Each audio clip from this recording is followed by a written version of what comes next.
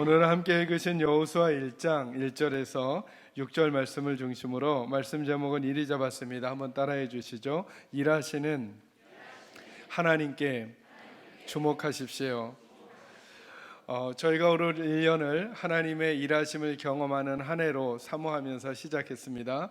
5가지 영역에서 하나님의 일하심을 사모했으면 좋겠는데요, 경험하고 그 첫째가 예배의 영역입니다. 예배는 하나님을 만나는 이 시간인 거죠. 그래서 이 시간에 찬양하고 기도하고 말씀을 듣더라도 사람들이 하는 행위에 산물만 우리들이 맛보는 것이 아니라 이 시간에 하나님이 역사하시는 것을 여러분 개인이 맛보는 귀한 일들이 꼭 일어나기를 주의 이름으로 축원합니다. 두 번째 영역은 교제의 영역인데요, 이 교제의 영역은 하나님의 사람들을 만나는 영역입니다. 여러분, 저희들의 인생은 사람과의 만남으로 그렇게 이루어져 가게 되어 있습니다. 그런데 중요한 것은 내가 원하는 사람, 우연히 만난 사람, 이런 만남만이 아니라 하나님께서 내게 하나님의 사람을 만나게 해주시는 복이 우리에게 필요합니다. 그 사람을 통해서 하나님의 마음을 깨닫게도 될 거고요, 그 사람을 통해서 가지 말아야 할 곳을 가지 않게 되는 그런 일들을 우리가 경험하게 될 것입니다. 올 1년 동안에 한번 여러분의 인생과 혹은 여러분의 자녀들의 인생 가운데 하나님의 사람을 만나는 복이 꼭 경험되기를 주님의 이름으로 축원합니다. 세 번째 만남의 이야기는 하나님의 말씀과의 만남입니다. 우리 수없이 하나님의 말씀을 설교를 통해서 듣기도 하고 읽기도 하고 그렇습니다. 그런데 문제는 뭐냐 하면 그렇게 들었던 객관적인 하나님의 말씀이 나의 주관적인 하나님의 말씀으로 되는 일들이 매우 중요합니다. 그래서 그 말씀 때문에 우리가 울기도 하고 그 말씀 때문에 용기를 내기도 하고, 이것을 점검하는 제일 좋은 방법 중에 하나가, 만약에 지금 제가 여러분에게 개인적으로 이렇게 여쭌다면 어찌 대답하시겠습니까? 여러분이 가장 은혜로이 힘을 얻는 성경 구절은 어디입니까? 라고 할 때, 목사님 저는 모든 하나님의 말씀을 다 좋아합니다 라고 하는 말은 그 말씀이 없는 것이 될지도 모른다는 생각 한번 해보십시오. 그래서 그런 말씀들이 날마다, 그런 말씀들이 한 주마다, 그런 말씀들이 내 인생의 여정마다 내게 다가오는 그 경험이 여러분에게 있기를 간절히 소망합니다. 오늘 네 번째 말씀은 하나님의 일 속에서 하나님의 일하심을 경험하는 것입니다. 여러분, 어찌 보면 저희들의 인생 자체가 교회 생활이 그렇고 가정 생활이 그렇고 사회 생활이 하나님의 일을 하는 것이라고 할 수 있겠습니다. 하나님의 일에 대한 정의가 매우 중요합니다. 하나님의 일이란 교회와 관련된 일만 하나님의 일이 아니라 하나님께서 우리 인생을 통해서 맡겨주신 모든 일이 하나님의 일인 거죠. 우리에게 가정을 맡겨주셨으니까 여러분 꼭 생각하셔야 됩니다. 가정은 하나님의 일입니다. 여러분, 직장을 우리에게 허락해 주셨으니까 직장 생활은 하나님의 일입니다. 하나님께서 저와 여러분을 이 세상에 두셨으니까 이 세상에서 하는 우리들의 모든 일이 하나님의 일이라는 사실을 꼭 아셔야 합니다. 그런데 그 하나님의 일을 하는 그때 하나님께서 우리에게 역사하시는, 하나님이 일해 주시는 것을 경험하는 일이 필요하다라고 하는 것입니다. 우리는 열심히 설교했는데, 우리는 열심히 찬양했는데, 우리는 열심히 어떤 일에 봉사했는데 우리가 한 거는 기억이 나는데 하나님이 하신 것이 기억이 나지 않는다면, 그래서 그 일이 하나님의 일이 아니라 그냥 내 일이 돼버렸다면, 여러분 이렇지 않습니까? 만약에 여러분이 열심히 하나님께 기도했어요, 그죠? 우리가 이걸 찾아내는 건 어렵지 않아요. 내가 한 일은 무엇인가? 30분 동안 기도한 일 찾아냈습니다. 그런데 이것을 찾아내지 못한다면, 그 기도하는 그 시간에 하나님이 일하신 것을 찾아내지 못한다면 우리의 기도는 울리는 꽹과리가 되고 공중을 떠다니는 그냥 소음에 불과할지도 모르는 것입니다. 근데 만약에 그 시간에 하나님이 일해 주시면 내가 한 기도는 하나님의 일이 경험된 기도가 될 수 있는 것이죠.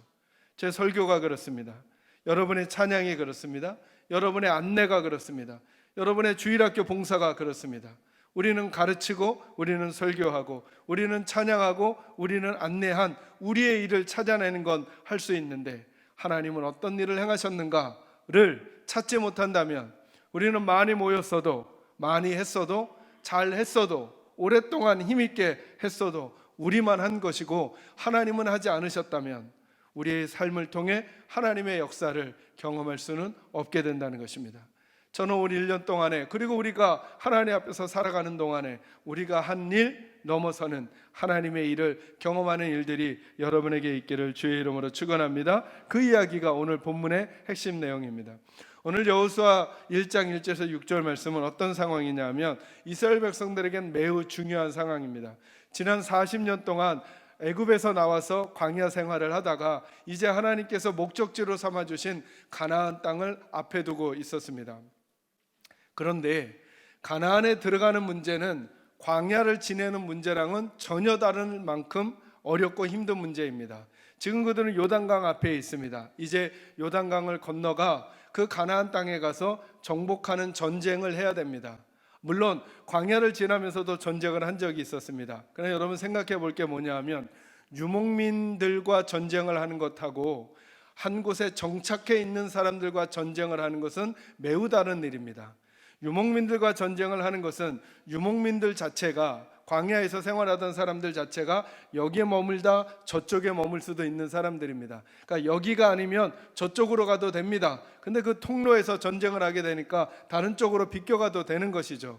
그런데 가나안 땅에 정착한 사람들은 이 땅을 빼앗기면 다른 곳으로 갈 데가 없는 사람들이기 때문에 그들은 그 땅에서 정착을 하기 위해서 더 많은 군사력과 더 많은 전략과 무기로 철저하게 준비된 사람들입니다. 그러니까 광야에서 전쟁했던 사람들과는 전혀 다른 사람들이죠. 그러니 여러분, 이런 상황에서 그 민족을 이끌어갈 지도자로 제일 적합할 사람은 누구겠습니까? 아무래도 모세죠. 이스라엘 백성들은 지금도 그들 역사의 가장 뛰어난 지도자 중에 한 사람으로 모세를 뽑습니다. 그럴 만큼 그렇게 요단강을 건너가 가나안 땅을 정복하는 전쟁을 앞두고 있는 이스라엘 백성들에게 가장 적합해 보이는 지도자는 누구였냐 하면 모세였던 것입니다. 그런데 그 이야기는 이렇게 시작이 됩니다. 1절과 2절 같이 한번 읽어볼까요? 읽습니다. 시작. 여호와의 종 모세가 죽은 후에 여호와께서 모세의 수종자 눈의 아들 여호수아에게 말씀하여 이르시되 내 종 모세가 죽었으니 이제 너는 이 모든 백성과 더불어 일어나 이 요단을 건너 내가 그들 곧 이스라엘 자손에게 주는 그 땅으로 가라. 아멘. 그런데 누가 죽었습니까? 모세가 죽었습니다. 너무나 힘들고 어려운 미션을 앞에 두었는데 어찌 보면 이제부터 해결해 가야 하는 하나님의 일을 앞두고 있는데 누가 죽었느냐 하면 모세가 죽은 것입니다. 그러니 여러분, 이 상황에 이스라엘 백성들이 느꼈을 느낌을 한번 떠올려 보시기 바랍니다. 그들은 아마 우리가 이제 더 이상 전진을 못하는 건 아닐까라고 하는 두려움, 우리가 괜히 애굽에서 나와서 이곳에서 몰살당하는 것은 아닐까? 이제 그나마 그동안 믿고 있었던 모세가 있었는데 그 모세마저 죽었으니 이제 우리의 인생은 여기가 마지막은 아닐까라고 하는 큰 두려움에 있었을 것입니다. 그런데 하나님이 누구를 뽑으시느냐 하면 여호수아를 뽑으시는 거예요. 여호수아는 이스라엘 백성들에게 어떻게 인식되던 사람인가를 힌트처럼 주시는 본문이 1절인데요. 봐보셔요. 거기 보면 큰 대조가 하나 일어납니다. 모세를 가리켜서 말할 때는 누구의 종이라고 합니까? 여호와의 종 모세라고 말합니다.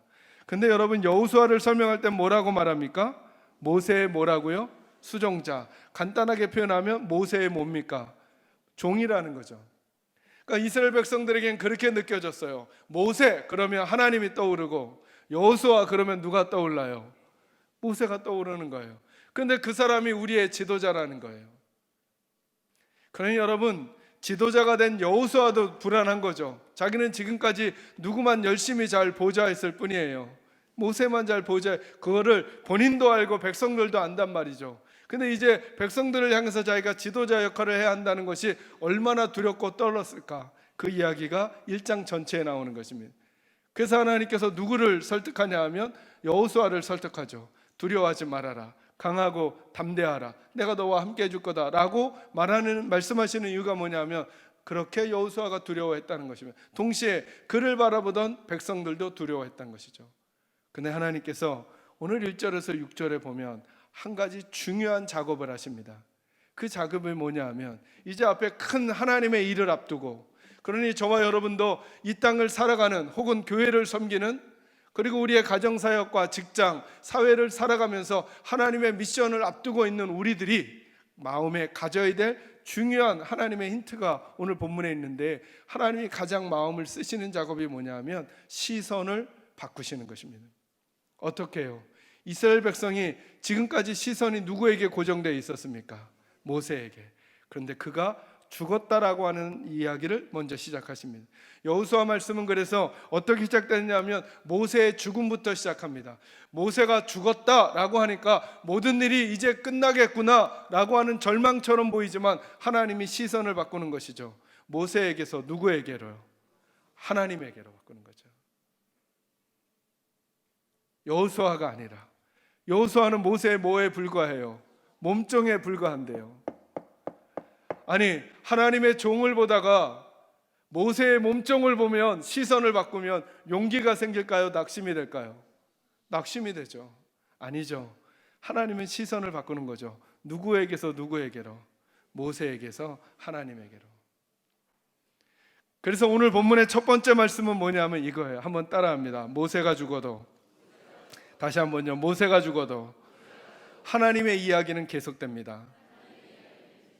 이게 오늘 본문의 핵심인 거예요. 하나님이 이 시선을 바꿔주고 싶은 거예요. 이스라엘 백성들은 그동안 모세가 없이는 한 발짝도 더 못 나갈 것 같은 사람들이었거든요. 근데 그 모세가 죽어버리니까 두려움에 떨리는 거죠. 그들에게서 시선을 바꾸시는 것입니다. 모세에게서 누구에게로요? 하나님에게로. 저는 여러분의 인생에도 그랬으면 좋겠습니다. 요즘 우리나라가, 그리고 주변국들이, 그리고 세계가 아주 어수선하잖아요. 그죠? 신종 코로나 바이러스 때문에. 그래서 온통 우리들의 시선이, 아니 세상의 시선이 그쪽으로 간 것은 이해가 됩니다. 이것이 우리들의 운명을 좌지우지할 것 같고, 이것이 우리들의 미래를 결정할 것 같은 그런 두려움들이 자꾸 옵니다. 그러나 사랑하는 성도 여러분, 잘 생각하십시오. 이스라엘 백성들에게는 모세의 죽음이 그 정도였습니다. 모세의 죽음이. 그러나 하나님은 그 모세의 죽음을 통해 시선을 바꾸시는 것입니다. 너희들을 정말 인도하고 이끌어오고 이끌어갈 이는 모세가 아니라 누구라는 거예요? 하나님이시라는 거죠. 저는 이 어수선한 시기에 도리어 예수의 사람들이, 하나님의 백성들이 시선을 바르게 고정했으면 좋겠습니다. 저는 신종 코로나 바이러스보다 하나님에게 우리의 시선을 고정할 수 있게 되기를 바랍니다. 하나님이 이 시간 넘어가게 하실 것입니다. 하나님이 우리에게 지혜를 주실 것입니다. 그러니 하나님의 백성들은 더 따뜻해져야죠. 이럴 때 더 따뜻해지고, 더 선명해지고, 더 맑아지고, 그리고 기도할 것을 기도하고, 중보할 것을 중보하고, 가져야 될 바른 태도와 자세를 가져야 하지 않겠습니까? 저는 여러분의 시선이 하나님께 고정되기를 주님의 이름으로 축원합니다. 모세는 죽었습니다. 그러면 하나님의 이야기가 중단될 것 같습니다. 그 사람 같은 위대한 종이 없다면 더 이상 한 발짝도 못 갈 것 같습니다. 그러나 여호수아서는 그렇게 시작이 됩니다. 모세의 죽음 이후에 하나님께서 계속 그 이야기를 써내려가고 있다라고 하는 것입니다. 저는 저와 여러분에게 이 은혜가 있기를 주의 이름으로 축원합니다. 우리 가정에 어떤 문제가 찾아왔습니까? 우리 자녀에게 어떤 문제가 찾아왔습니까? 어떤 질병과 어떤 물질의 문제가 왔습니까? 그 모세가 죽은 후에, 그 문제가 내게 온 후에, 그 아픔이 온 후에, 그 질병 때문에 더 이상 우리 가정의 이야기가 되어가지 않을 것 같은 두려움과, 그리고 염려, 걱정이 여러분의 시선을 다 사로잡아 버리셨습니까? 오늘 이 1절의 말씀을 읽는 순간, 모세가 죽었어도 하나님의 이야기가 계속된다는 이 말씀을 듣는 순간 여러분의 시선이 하나님께로 옮겨갈 수 있게 되기를 주의 이름으로 축원합니다. 그런 정보를 들으셨습니까? 그런 지식을 얻게 되었습니까? 그럼에도 불구하고 모세가 죽었다고 하는 정보, 모세가 죽었다고 하는 그 지식을 가지고 있다고 할지라도 잊지 마십시오. 하나님의 이야기는 계속 될 줄로 믿으시기 바랍니다. 그러므로 우리 가정이, 우리 개인이, 우리 교회가, 이 나라가 어떤 문제를 만났든지, 만약에 하나님의 사람들이 그 믿음의 시선을 하나님에게 고정하기만 한다면 우리는 다른 이야기를 듣고 다른 이야기를 써내려가는 도구가 될 줄로 믿으시기를 주의 이름으로 축원합니다. 두 번째 말씀은 이것입니다. 어떻게 하나님은 우리들의 시선을 바꾸시는가? 한번 따라하시죠. 모세가 아니어도 여호수아도 됩니다. 다시 한번요. 모세가 아니어도 여호수아라도 됩니다. 자, 하나님께서 모세가 아닌 여호수아를 쓰셨어요. 그런데 일이 되는 거예요. 여러분, 모세가 싸웠던 전쟁과 여호수아가 싸웠던 전쟁은 급이 다르다고 제가 말씀드렸어요. 그죠? 정착해 있는 성을 점령한다는 건 너무너무 어려워요. 왜 그럴까요? 가나안에 있었던 7 족속도 이 땅을 놓쳐버리면 갈 데가 없는 거예요. 그렇기 때문에 그 성을 견고하게 쌓고 어떤 적이 와도 빼앗기지 않을 준비. 왜? 빼앗기게 되면 여기 정착을 할 수 없으니까. 그동안 여기 집을 지어놨죠. 여기서 밭을 일궜죠. 가족들이 여기서 생명을 걸고 살고 있는 거란 말이죠. 그러니 얼마나 극렬하게 준비하고 얼마나 철저하게 준비를 해놨을지 몰라요. 그 전쟁을 누가 하느냐 하면 여호수아가 하는 거예요. 여호수아가 그 수많은 전쟁을 하면서 딱 한 번 지죠. 어느 성과 싸울 때요? 아이성과 싸울 때 한 번 지고 모든 전쟁을 이깁니다. 여호수아는. 그리고 그 땅을 점령하고 이스라엘 백성들에게 분배해 주는 일을 누가 하느냐 하면 모세가 하는 게 아니라 누가 해요? 여호수아가. 따라합니다. 모세가 아니어도 여호수아라도 됩니다. 그러면 한 번 더 생각해야죠. 여호수아가 아니어도 되죠. 나도 되는 거죠. 여호수아가 아니어도 나도 될 수 있는 거죠. 믿으십니까? 그러니 여러분, 어떤 하나님의 일을 하거나 여러분의 인생을 살면서 나는 저 사람 같지 않아서 안 돼, 나는 저 사람 같지 않아서 안 되는 하나님의 시선과는 좀 다른 얘기를 하고 있는 거예요. 우리의 시선에는, 이스라엘 백성의 시선에는 여호수아보다 모세가 훨씬 낫죠. 근데 하나님의 시선에는 모세가 아니어도 여호수아라도 된다는 거예요. 누가 붙들고 있으면요, 하나님이 붙들고 있으면요. 그럼 우리 한 발자국 더 나가야죠. 우리는 여호수아가 아니어도 되는 거죠. 우리여도 되는 거죠. 누가 우리를 붙들어 주시면요, 하나님이 우리를 붙들어 주시면요. 그래서 저는 우리 사랑하는 개선교회 식구들이 하나님의 쓰심을 사모했으면 좋겠는 거예요. 내가 얼마나 실력이 있는가, 내가 얼마나 화려한 배경을 가지고 있는가, 내가 얼마나 남들보다 더 좋은 아이디어를 가지고 있는가는 오늘 하나님께서 사람을 쓰는데 전혀 문제가 되지 않아요. 하나님이 왜 여호수아를 쓰셨는지, 오늘 1절과 2절에서 왜 여호수아를 부르시는지 그 이유와 근거를 설명하지 않아요. 단 가장 중요한 문제를 뭐라고 말씀하시느냐 하면 모세가 아니고 여호수아라도 되는데 그 여호수아를 누가 쓰셔야 한다는 거예요. 하나님이 쓰셔야 된다는 거예요. 여러분, 다시 그 장면 속으로 들어가겠습니다. 하나님께서 여호수아를 쓴다고 할 때 이스라엘 백성들의 반응이 어땠을까요?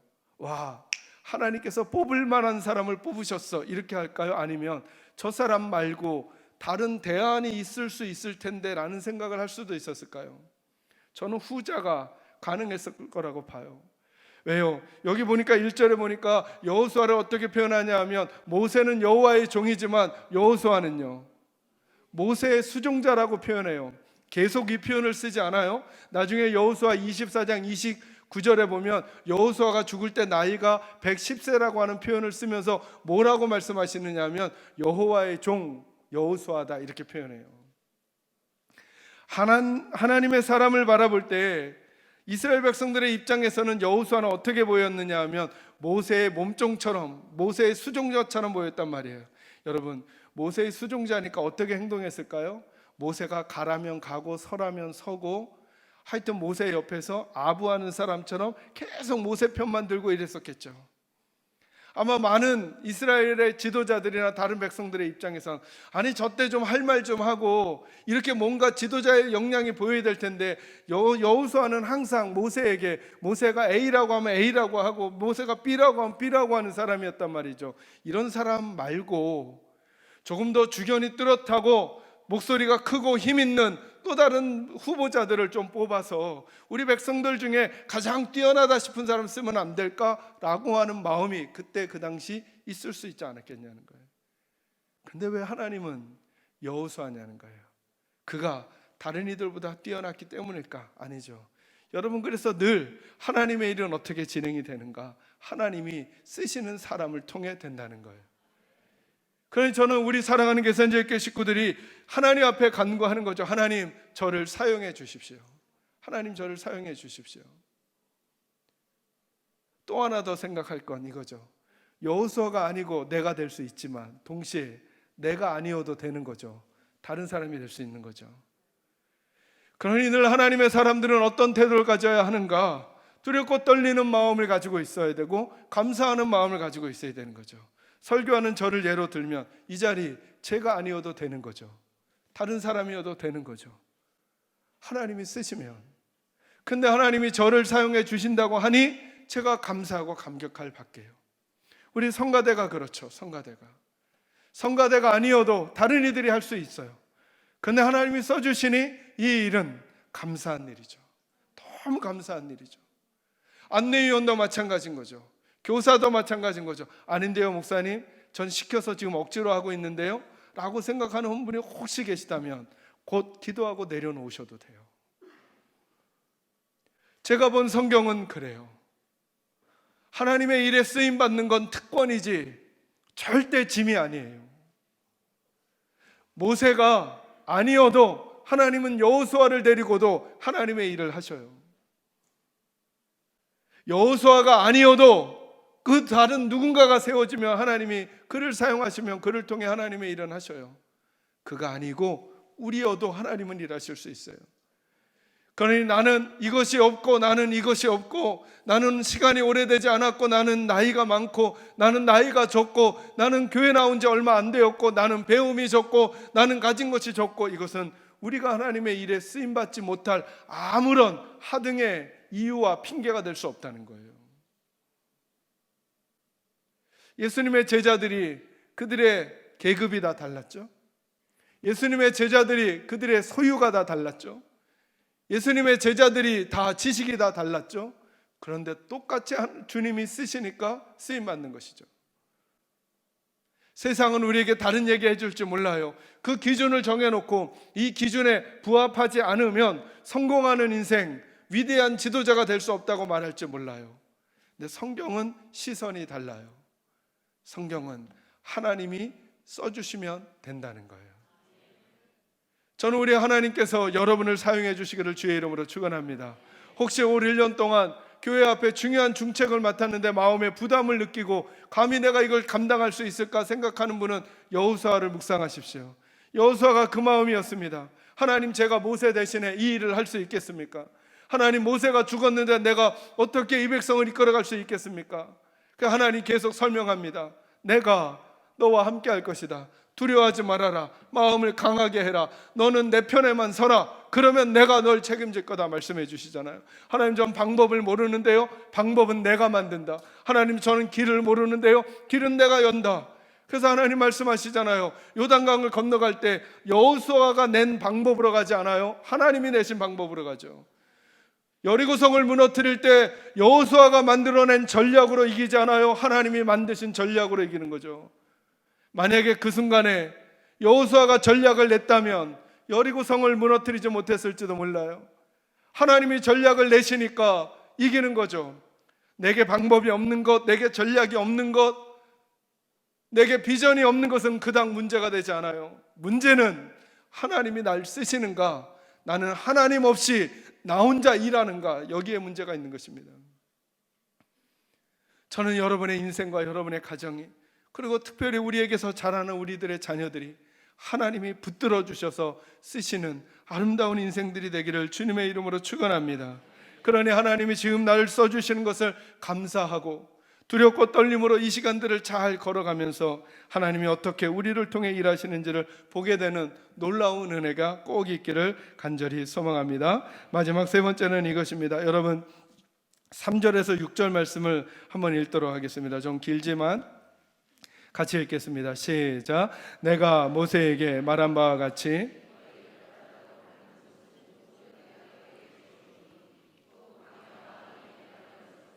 큰 강 곧 유브라데 강까지 해쪽 속의 온 땅과 또 해지는 쪽 대해까지 너희의 영토가 되리라. 내 평생에 너를 능히 대적할 자가 없으리니 내가 모세와 함께 있었던 것 같이 너와 함께 있을 것임이니라. 내가 너를 떠나지 아니하며 버리지 아니하리니 강하고 담대하라. 너는 내가 그들의 조상에게 맹세하여 그들에게 주리라 한 땅을 이 백성에게 차지하게 하리라. 아멘. 아멘. 따라하겠습니다. 하나님은 모세가 갔어도 여전히 일하십니다. 여러분, 3절에서 6절에 여러 가지 내용들이 있습니다. 그 내용을 살피기 전에 가장 중요한 핵심이 뭐냐면 이 3절에서 6절에 여호수아가 헌신하거나 여호수아가 결단하거나 여호수아가 비전을 세우는 내용은 하나도 나오지 않는다는 것입니다. 도리어 이렇게 설명할 수 있죠. 누가 헌신하고 누가 결단하고 누가 비전을 세우십니까? 하나님이 헌신하시고 하나님이 결단하시고 하나님이 비전을 세우십니다. 하나님은 지금도 일하신다는 거죠. 그 여러분, 목회하는 저도 교회를 섬기는 여러분들도 저와 여러분이 우리의 흔적을 남기는 게 목적이 아닌 거죠. 제가 목회하는 동안에 저와 관련된 무엇을 남기는 게 목적일까? 여러분이 우리 교회를 섬기는 동안에 여러분이 발휘해서 무엇인가를 남기는 게 목적일까? 그리고 나서 지나갔더니 하나님이 세우신 하나님의 비전과 하나님의 약속과 하나님의 성취가 없다면 오늘 성경에 나타난 일과는 조금 다른 이야기가 되는 거예요. 참 미안하죠. 여호수아는 지도자가 딱 됐는데 지도자가 되어서 그가 헌신하고 결단하고 그가 세운 비전이 없다는 거예요.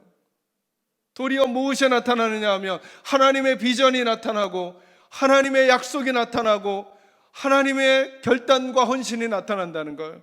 보셔요. 3절 말씀부터 내가 모세에게 말한 바와 같이 너희 발바닥으로 밟는 곳은 모두 내가 너희에게 뭐 한다고요? 내가 준다, 이렇게 말씀하시죠. 약속하시잖아요. 내 평생에 능히 너를 대적할 자가 없으리니 내가 모세와 함께 있었던 것 같이 너와 함께 있을 것이라. 내가 너를 떠나지 아니하며 버리지 않겠다 헌신하고 결단하시죠. 여호수아를 능히 대적할 자가 없을 거래요. 왜요? 여호수아가 강하니까요? 아니면 강한 하나님이 함께 하시니까요? 강하신 하나님이 함께 해주시니까. 하나님이 약속하시고 하나님이 결단하시고 하나님이 헌신하시죠. 이스라엘 백성들은 그동안, 아니 여호수아마저도 그런 생각을 했어요. 우리를 이끌어가는 지도자는 모세가 아닌가? 저 모세가 죽었으니 우리는 이 위대한 사역을 앞에 놓고 이제 절망하는 것은 아닌가 두려워하고 떨었지만, 이렇게 환경이 안 좋으니 어떻게 우리가 바르게 존재할 수 있는가 두렵고 떨었을지 모르지만 하나님이 이렇게 말씀하는 것이죠. 모세가 갔어도 나는 여전히 일한다는 거예요. 여러분, 아무리 신종 코로나 바이러스가 있다고 해도 지금도 하나님은 일하고 계신다는 사실을 적어도 누구는 얘기해 줘야 되겠습니까? 우리는 얘기해야 되지 않겠습니까? 다 두려워 떨고 불안해하고 초조해하지만 예수의 사람들은 표정을 더 밝게 하는 거죠. 여러분 모르시죠? 2주 전보다 여러분의 표정이 어둡다는 걸. 우리의 표정을 바꾸는 거죠. 마치 이 일 때문에 우리 온 사회가 어두워질 것처럼 생각하지 않는 거죠. 우리는 빛과 소금이잖아요. 그죠? 하나님께 시선을 갖는, 맞아요. 이런 비슷한 유의 일들은 수두룩하게 일어나고 있었어요. 지금까지도. 그리고 지금까지 저희들을 인도해 오셨거든요. 모세는 갔어도 하나님은 지금도 일하고 계셔요. 신종 바이러스가 왔어도 하나님은 지금도 일하고 계셔요. 그래 우리가 기도해야죠. 어려움을 겪는 중국을 위해, 동남아 지역을 위해, 우리나라 주변을 위해 기도하고 의사들을 위해서 기도해야죠. 그들이 빨리 하나님의 지혜를 통해 백신을 발견하도록, 어려움에 처하고 있는 사람들에게 물자를 함께 공유할 수 있도록, 그리고 우리들이 가지고 있는 따뜻한 마음으로 서로가 서로에게 안부를 묻고, 평안하냐고 안부를 묻고 하나님이 함께 하실 거라고 말해주고, 이 시간은 지나갈 것이라고 소망을 주는 그 역할을 누군가는 해야 되는데, 그 누군가가 하나님에게 시선을 고정한 사람들이기를 하나님 원하고 계시는 거예요. 사랑하는 성도 여러분, 모세는 갔어도 우리 하나님은 지금도 건재하셔요. 여러분 상황 가운데 이러저러한 어려운 일이 다가왔지만 여러분이 신뢰하시고 사랑하시는 하나님은 여전히 건재하니 그 하나님에게 시선을 고정하시고 다시 하나님의 백성의 눈빛과 태도, 자세 다시금 새롭게 하셔서 여러분의 삶의 걸음걸음 속에 하나님의 일하심을 맛보고 경험하는 일들이 여러분에게 충만하기를 주님의 이름으로 축원합니다. 기도하겠습니다. 거룩하신 하나님,